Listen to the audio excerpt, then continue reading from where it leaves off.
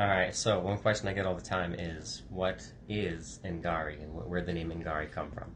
And also, please understand, when I say people ask me all the time, what I really mean is I've never actually been asked this question because I've never told anyone about INGARI yet. At the time of recording this video, INGARI is still very much a project that I'm in the process of creating, going to be launching soon. But anyways, hopefully by the time you watch this video, everyone's asking about INGARI. Newspapers asking about INGARI. Hopefully Gary Vaynerchuk is asking me about INGARI by the time you watch this video. But anyways, we'll just hop forward to that imagined future tense. People ask me all the time, what does INGARI mean? So here's kind of where the name came from. There's a few different layers to this, but there's a woman who I highly admire. Her name was Wangari, and in her language the name Wangari is very much tied to the INGARI, and the INGARI, and please I am misspelling this in my spelling of it, but the INGARI is the leopard. So this woman, Wangari, absolutely crushed it her entire life. She grew up as a poor girl in rural Kenya and went on to get a master's degree, doctorate degree, I think maybe multiple doctorate degrees, not totally sure about that, so please feel free to fact check me on that. But anyways, she went on to become the first woman in all of East Africa to ever get a doctorate degree.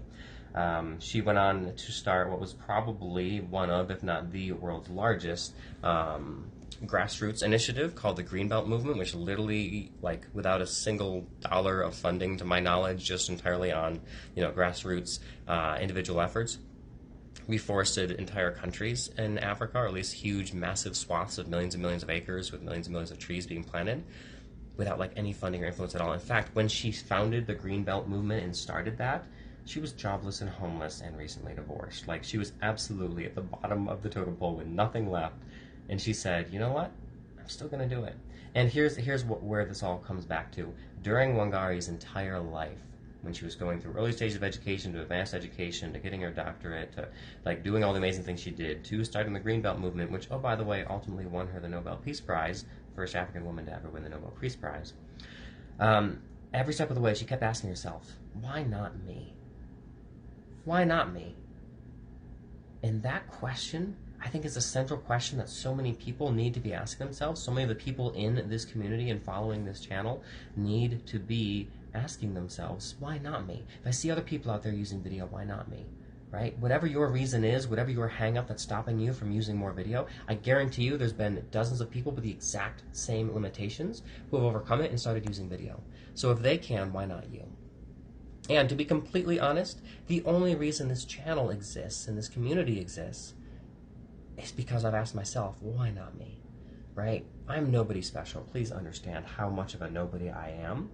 But I realized other people were equally as much of a nobody as I was, but they had an idea, they had something valuable to offer the world, they had a passion for something, and they said, what the hell, I'll jump right in and do it. So the only reason this channel exists is because Wangari's story has been running through my mind a lot recently.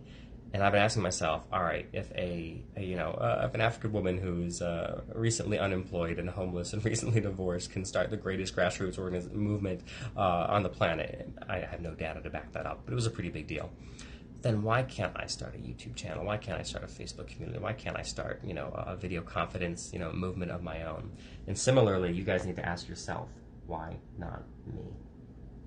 Now, the second layer to this, which also comes from Wangari's story, is that part of the reason Wangari was so influential in her lifetime and why she had that intense confidence to always ask, why not me? Why can't I? Because when she was a young girl, I'm thinking somewhere around 10, but again, don't quote me on that, but when she was a fairly young girl, she was walking back through the forest around evening time and came right across a leopard. And I don't know what you would do, but if I came across a leopard alone in the jungle, I would freak out, panic, run, and probably crap myself and cry. But she didn't. She remembered her mother's words at that point when she was staring down that leopard, and her mother said, we named you Wangari so that you could be as fierce as the INGARI. And she said, you know what? I'm an INGARI too.